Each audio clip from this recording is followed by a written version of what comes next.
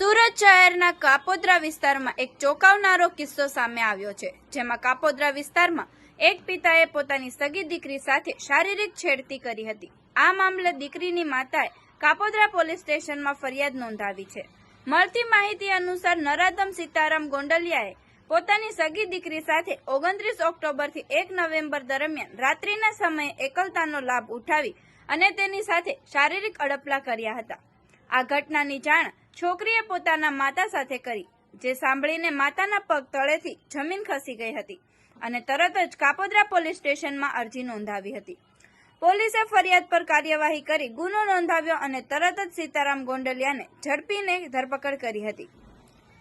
હવે પોલીસે આ કેસની તપાસ હાથ ધરી છે. આ બનાવે સમગ્ર વિસ્તારમાં ગુનાહિત પ્રવૃત્તિઓ અને પરિવારમાં એપ્રોપ્રિએટેડ વર્તન વિશે ગંભીર ચર્ચાઓ શરૂ કરી છે.